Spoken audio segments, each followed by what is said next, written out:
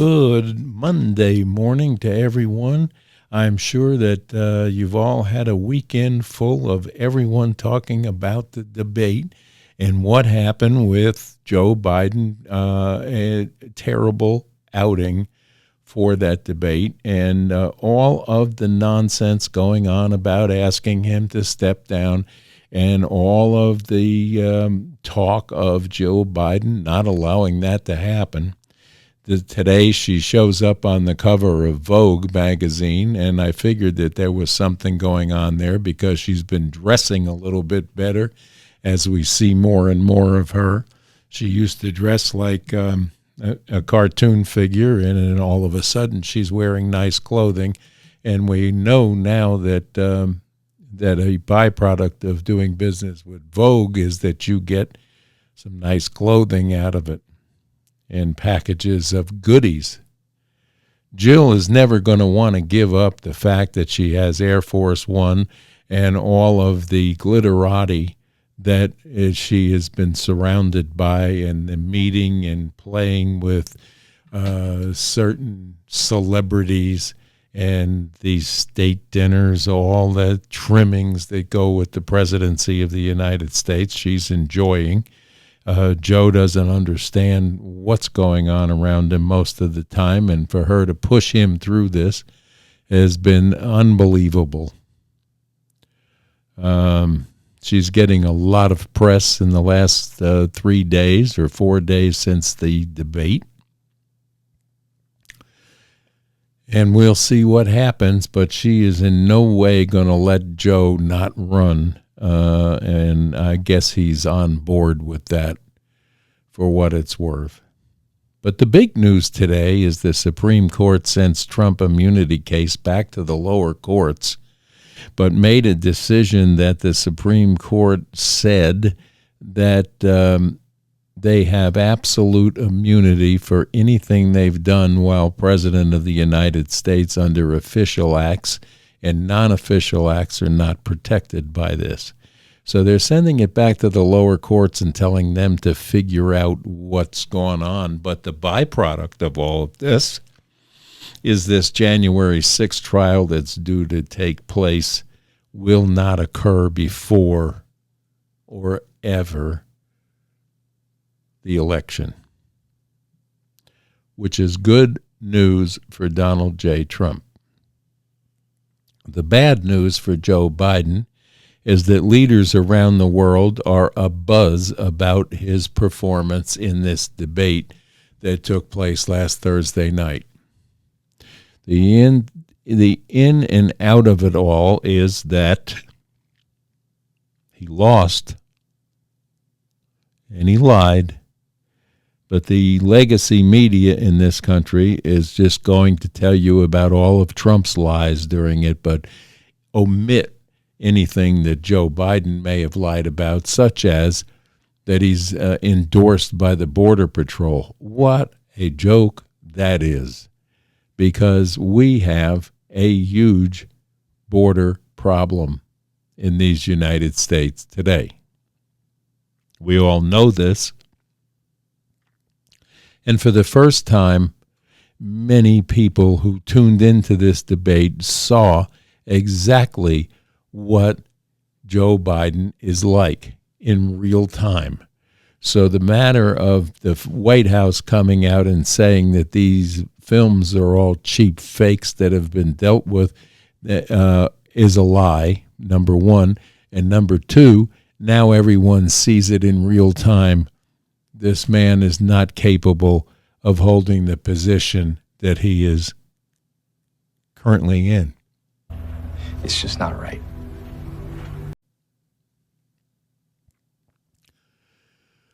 A lot going on around the world. Kim Jong-un is firing ballistic missiles again.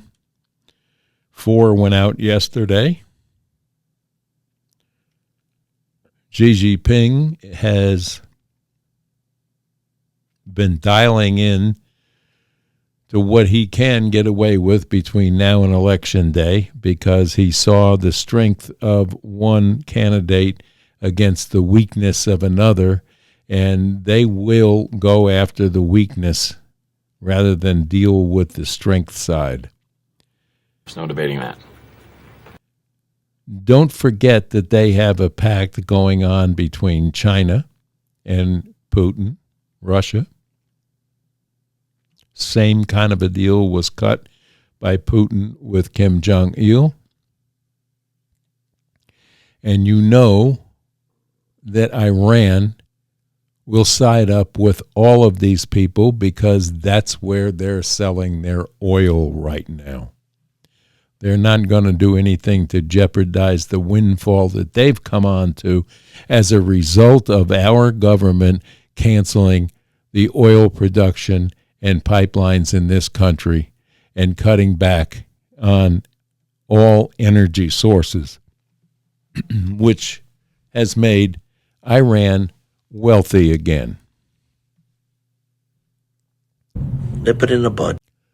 As Trump said, they were broke and couldn't make a move until Biden changed all that and sent them a ton of money to get them restarted. For that matter, so did Obama. So that's what's going on today. The Supreme Court decision was everyone was waiting on to see if that was going to make a big difference. And the Supreme Court ruling will definitely benefit Trump on the campaign trail. And we have a serious problem in this country right now. We went an entire week of preparation for that debate without a president because he was sequestered with 16 people trying to get him through. Well, guess what? That didn't work. Now he's back at Camp David rethinking their campaign. God knows how many people are down there advising him on this. Mainstream media turned on him Friday and Saturday, and then Sunday they decided to come out and say it's all everything's okay now. So you cannot listen to mainstream media. They're going to carry this banner right through as long as he sits in there. Kamala Harris has come out and said, don't worry, it will be me. What the hell is she talking about? Which we know that her popularity has sunk to an all-time low among voters in the United States, and we're not sure about the illegal voters that we're bringing in. But among our citizenry, she's not well liked, and we know that. So it's a toss-up whether or not Joe Biden will be the candidate going into the Democratic convention or even after the Democratic convention. And the speculation of Newsom and Michelle Obama and this one and that one is exactly that. It's speculation, and whether or not that will happen is entirely a guesswork, patchwork, mind screw. They want you on guard at all times. They want you upset and distracted from what's really going on. And the long and short of it is, if anybody is running for re-election in this country, they need to look at two major things that are happening and taking place right now. One is a wide open border with 17, 18 million, or maybe some people will even tell you that it's 20 million legal entries into this country. Most of, or at least 3 million of, we don't have any idea where they are or what they're doing, if they're terroristically related or part of a cell network that's being put into this country. The FBI is warning every day now. The red flags are up with regard to something taking place in this country that is not going to be good. And when it will happen, we don't know. It will happen. It's not if, it's when these guys are going to get together and do something that is not going to be good, and it's not going to be as big as 9/11, or it may be bigger. What in the world? We don't know. But with this many people running loose in our major cities and near our military bases, all throughout the country, we have to be on the alert at all times.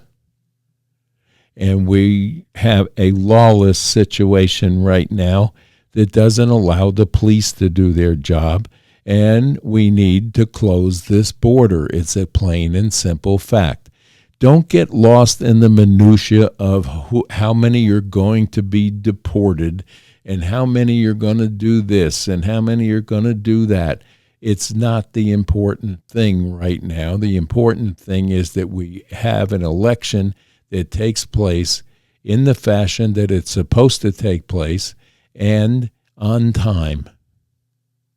And we need to stay alert for these things happening. If you see something, say something. The media would rather you don't trust the police. Well, guess what? I trust the police, and I always will. And you need to as well. And you need to back them.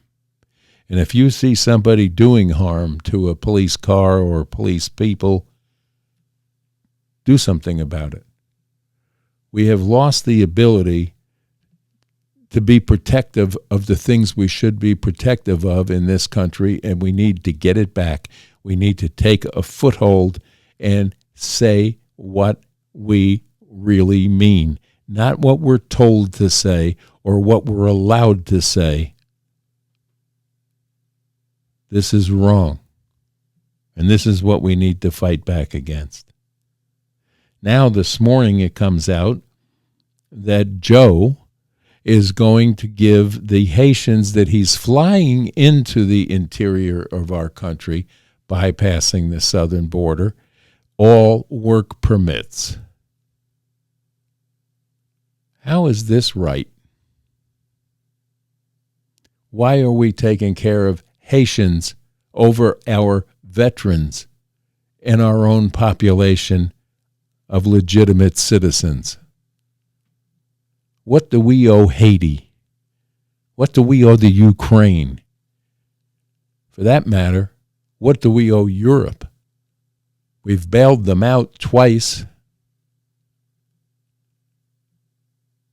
We need to get hold of our finances in this country and start to put a budget together that can be balanced. And we need somebody with the acumen to go in to that office and take care of that and do it. Giving Haitians work permits, it doesn't add up. What about the people in this country that have been put out of work? What about the store closures?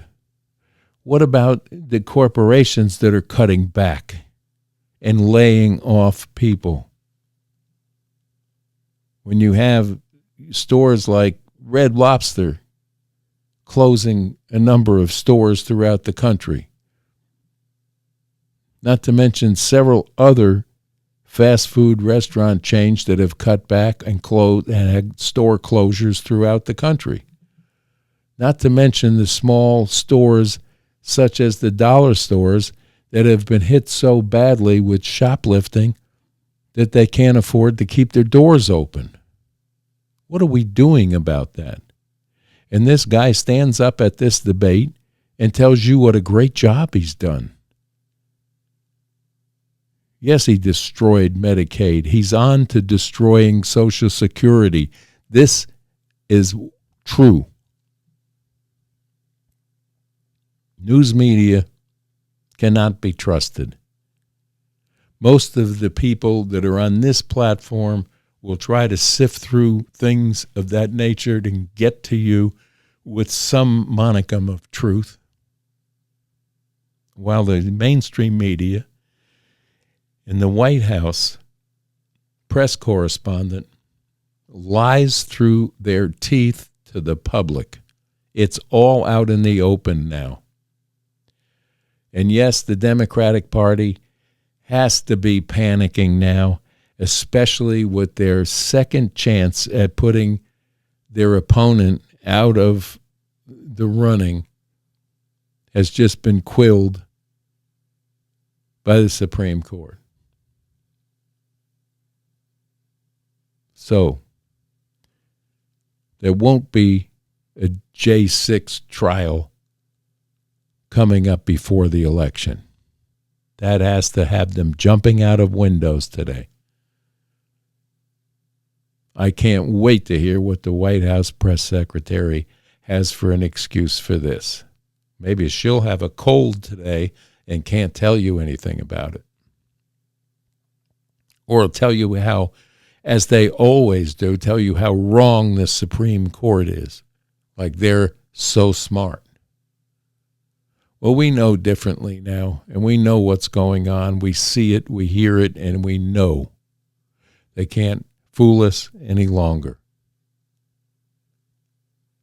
So how do you think you would feel if you were one of these celebrities that have given millions of dollars to the mummy to run for president or run for re-election, and these millionaires that have given him millions of dollars to run for re-election?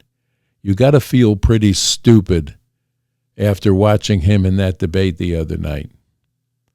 Actually, when they brought up facts in front of him, he was totally shocked and surprised about most of it, like that no one's ever told him, or he didn't know anything about it. It was all along.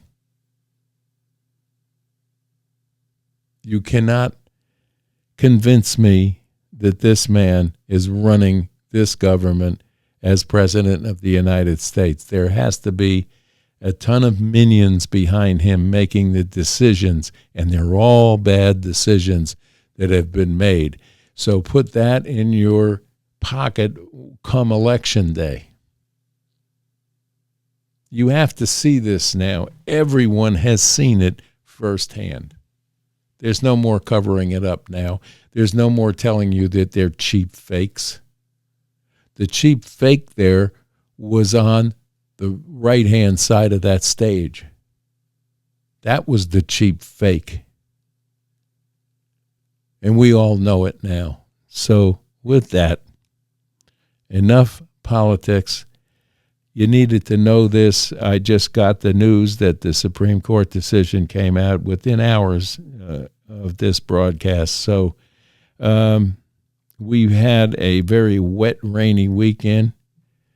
I guess that Biden's had a wet, rainy weekend if it comes to encourage him to stay in the race as long as they discuss whether the top advisors can help. What?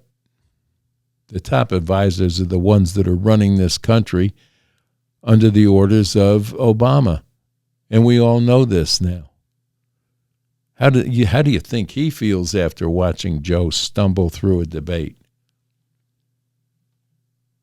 16 people for 7 days worked on this man to get him through 45 minutes of talking.